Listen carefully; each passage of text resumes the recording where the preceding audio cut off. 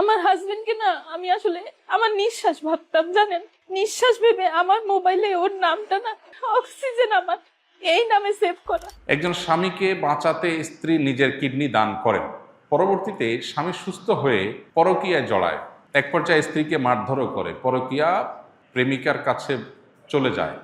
এ ধরনের ঘটনার ইসলামী দৃষ্টিকোণ থেকে শাস্তি কি? প্রথম কথা হলো, বিবাহিত মানুষ যদি জেনায় লিপ্ত হয় তাহলে তো ইসলামের দৃষ্টিতে সবচেয়ে নির্মম এবং করুণ শাস্তির কথা বলেছে।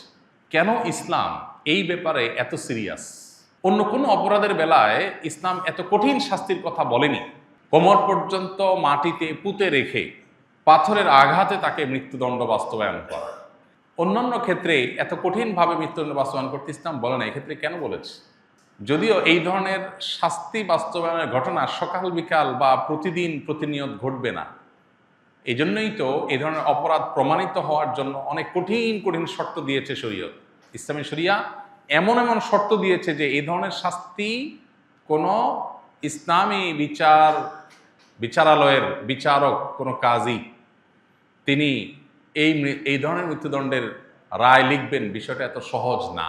এটা লেখার আগে তাকে অনেক শক্ত শক্ত কঠিন কঠিন দলিল প্রমাণ হাজির করতে হবে।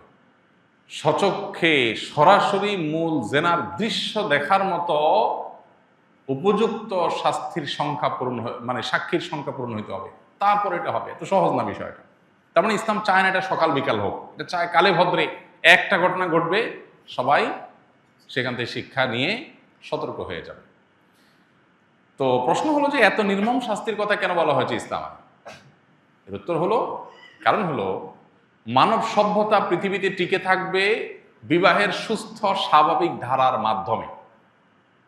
বৈবাহিক বন্ধনের এই সুস্থ স্বাভাবিক ধারার বিপরীতে বিবাহ বহির্ভূত যে সম্পর্ক, হারাম রিলেশন, এবং এর পাশাপাশি আজকাল যে সমকামিতা সহ বিভিন্ন রকমের অসভ্য ক্রিয়াকর্মকে পৃথিবীতে নর্মালাইজেশনের কাজ চলছে, এটাকে স্বাভাবিককরণের কাজ চলছে, এগুলো মানব সভ্যতাকে হুমকির মধ্যে নিয়ে যাবে। মানুষের অস্তিত্ব পৃথিবীতে একসময় থাকবে না যদি এগুলো থাকে।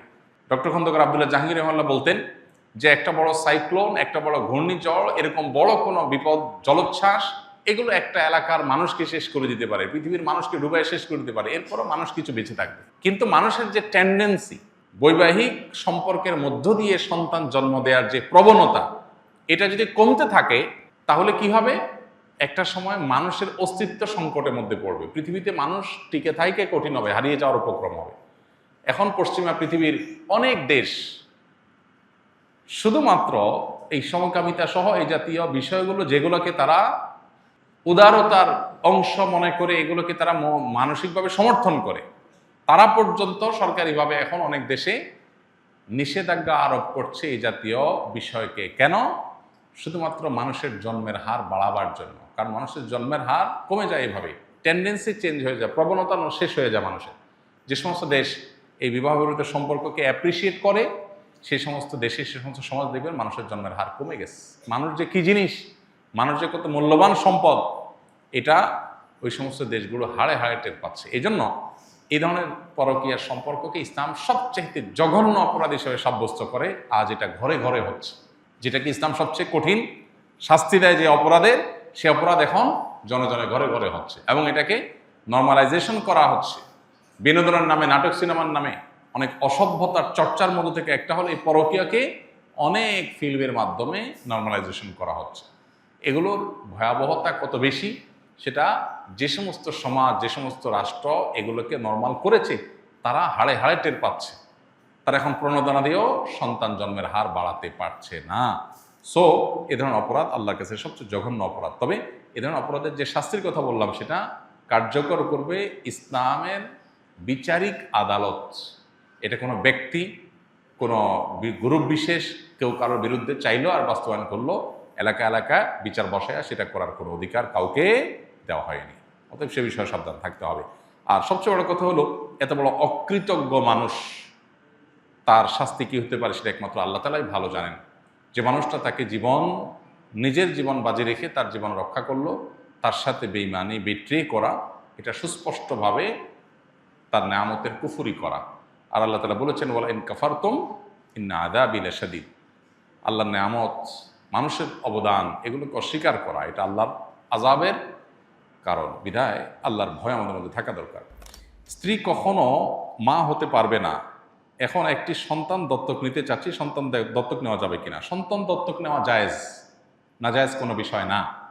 যদি কারোর সন্তান না হয়, তিনি আরেকজনের সন্তানকে দত্তক নিতে পারেন। কিন্তু এখানে একটা গুরুত্বপূর্ণ বিষয় হলো, সন্তান না হলেই শুধু দত্তক নেওয়া, এটা সঠিক কাজ না। বরং সন্তান না হলে দত্তক নেবেন সেটা যেমন হতে পারে, আবার সন্তান হলেও দত্তক নেওয়া উচিত। আমাদের সমাজে যাদের সন্তান হয় না, তাদেরকে দেখা যায় তারা কি নেয়? সন্তান দত্তক নেয়। যারা আল্লাহ সন্তান দিয়েছে তাকে আর সন্তান দত্তক নিতে দেখা যায় না। এই কালচারটা চালু হওয়া উচিত। আল্লাহ আপনাকে 4টা সন্তান দিয়েছেন, আরেকটা সন্তান দত্তক নেন। গরিব, অসহায়, এতিম, মা বাপ নাই, মারা গেছে, এরকম একটা সন্তানকে নিজের সন্তানের মতো গ্রহণ করেন, তার পড়াশোনা, থাকা, খাওয়া সব ব্যবস্থা করে দেন। আমরা দত্তক নেই আমাদের স্বার্থে, বাপ ডাক শোনার জন্য, মা ডাক শোনার জন্য দত্তক নেই, যে আমাকে বাপ ডাক, মা ডাক শোনানোর মানুষ নাই, অতএব আমি একজনের বাচ্চাকে নিলাম, সে আমাকে ডাকবে। তাহলে এটা হলো নিজের স্বার্থের দত্তক নেওয়া। এটা জায়েজ, শর্ত সাপেক্ষে জায়েজ। কি শর্ত?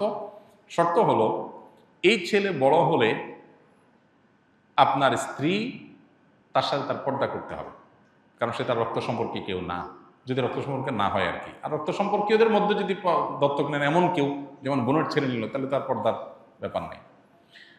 আর দত্তক নেওয়ার ক্ষেত্রে আমাদের শরীয়ত উৎসাহ দিয়েছে যেটা, সেটা হলো অন্যের সন্তানকে লালন পালন করার নিয়তে দত্তক নেওয়া, নিজে বাপ মা ডাক শোনার জন্য না, নিজের নিঃসঙ্গতা কাটাবার জন্য না, সে উদ্দেশ্যে দত্তক নেওয়ার কালচার আমাদের সমাজে বাড়ানো দরকার। আল্লাহ আমাকে 2টা সন্তান দিয়েছেন, আমি একটা অসহায় পরিবারের একটা সন্তানকে লালন পালন করে দিলাম, এটা আমার দাওয়াত, আমার সওয়াবের কাজের অংশ, সদকা জারিয়া কাজের অংশ, সেই উদ্দেশ্যে দত্তক নেওয়া দরকার। আমার সন্তান হয় নাই, তাই নামাজের সেজদায় রব্বি হাবলি মিনাস সলিহিন দোয়াটা পড়তে চাই, এটা পড়া যাবে কিনা? নামাজের সেজদায় কোরআনে কারীমের আয়াত তেলাওয়াত করতে নবী সাল্লাল্লাহু আলাইহি ওয়াসাল্লাম পরিষ্কারভাবে নিষেধ করেছেন। সো আমরা নামাজের সেজদায় কোরআনের আয়াত তেলাওয়াত করব না। কিন্তু আপনি যে দোয়ার কথা বলেছেন, রব্বি হাবলি মিনাস সলিহিন, হে আল্লাহ আমাকে নেক সন্তান দেন, এই দোয়াটা, এটা কোরআনের আয়াত হওয়ার পাশাপাশি এটা একটা দোয়া। আর সিজদা এটা দোয়া করার একটা গুরুত্বপূর্ণ জায়গা। নবী করিম সাল্লাল্লাহু আলাইহি ওয়াসাল্লাম বলেছেন, আকরাবু মা ইয়াকুনুল আবদু মির রাব্বিহি ওয়া হুয়া সাজিদ ফাআকসিরু ফীহি আদ-দুআ। বান্দা আল্লাহর সবচেয়ে কাছাকাছি যেতে পারে যখন সিজদায় যায়। সিজদায় গেলে আল্লাহর সবচেয়ে নৈকট্যে পৌঁছতে পারে মানুষ। এই জন্য নবীজি বলেছেন, অতএব সিজদায় গিয়ে তোমার আল্লাহর কাছে দোয়া করবে, বেশি বেশি দোয়া করবে। এটা যেহেতু একটা দোয়া, অতএব দোয়া হিসাবে এটা পড়তে পারবেন ইনশাআল্লাহ। তবে কোরআনে কোনো আয়াত নিষেধ সিজদার মধ্যে তেলাওয়াত করা। আসুন্নাহ ফাউন্ডেশন, উম্মার স্বার্থে সুন্নাহর সাথে।